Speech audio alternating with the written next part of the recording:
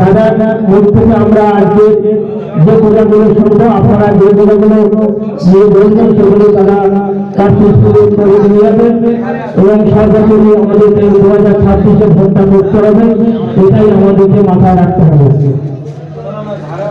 আমরা এই মুহূর্তে তৃণমূল কংগ্রেসকে সামনে রাখতে হবে। কোনো সংকীর্ণতা এখন চলবে না, কারণ বিভেদকামী শক্তি যারা জাতিতে জাতিতে বিভেদ করে, যারা কোনো উন্নয়ন করেনি, যারা কোনো কিছু করেনি, যারা নিজেদের মধ্যে বিভেদ করে এ রাজ্যের ক্ষতি করতে চায়, এ রাজ্যের সরকারের উৎখাত করতে চায়, এ রাজ্যের সকলেই বুঝেছেন যে এই মুহূর্তে তৃণমূল কংগ্রেসকে সামনে রাখতে হবে। কোনো সংকীর্ণতা এখন চলবে না, কারণ বিভেদকামী শক্তি যারা জাতিতে জাতিতে বিভেদ করে, যারা কোনো উন্নয়ন করেনি, যারা কোনো কিছু করেনি, যারা নিজেদের মধ্যে বিভেদ করে এ রাজ্যের ক্ষতি করতে চায়, এ রাজ্যের সরকারের উৎখাত করতে চায়, এ রাজ্যের মানুষ জাতি ধর্ম বর্ণ নির্বিশেষে তারা সবই জেনেছে। 60 লক্ষ মানুষের তারা বৈধ ভোটার, প্রত্যেকেই বৈধ ভোটার।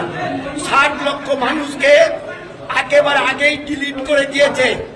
তারপরে 60 লক্ষ ভোটারকে তারা বিচারাধীন রেখে প্রায় সমস্ত মানুষকে ভোটাধিকার থেকে 1,20,00,000 মানুষকে ভোটাধিকার থেকে তারা বঞ্চিত করেছে। নরেন্দ্র মোদী, অমিত শাহ, বিজেপির নির্দেশে নির্বাচন কমিশন একেবারে এক পেশে একতরফা ভাবে করেছে। আমি আপনাদের জানিয়ে যাই যে 1,20,00,000 করুক আর যতই করুক, বাংলার মানুষ ঐক্যবদ্ধ হয়েছে।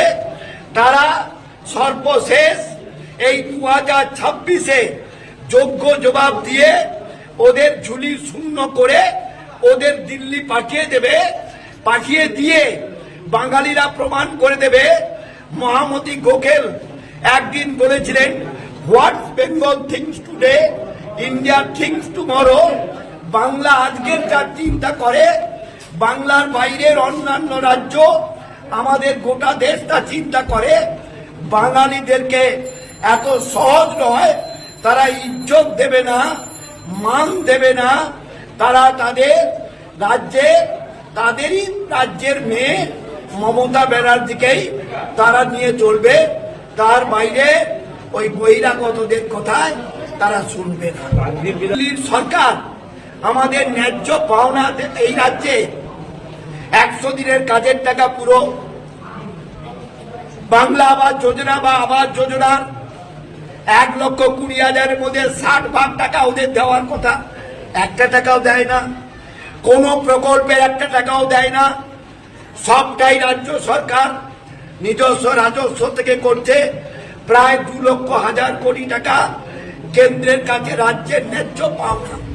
তা সত্ত্বেও আমার মুখ্যমন্ত্রী, আমাদের মা মাটি মানুষের সরকার, জনদরদী মুখ্যমন্ত্রী মমতা ব্যানার্জি জনহিতকর কাজে জন্মের আগে থেকে মৃত্যুর পর যত প্রকল্প, সমস্ত প্রকল্প তিনি পরিষেবা দিয়ে যাচ্ছেন।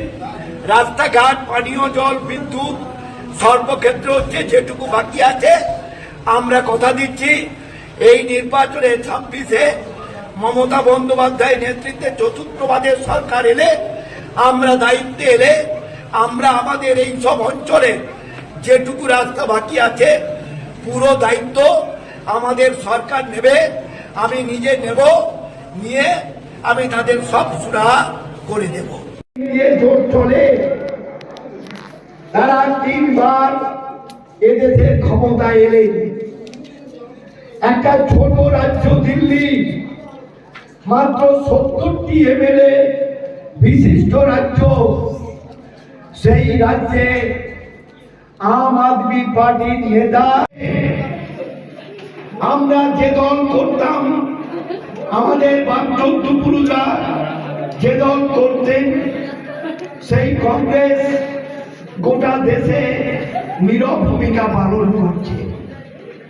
সমস্ত বিরোধী দলগুলো একেবারে প্রায়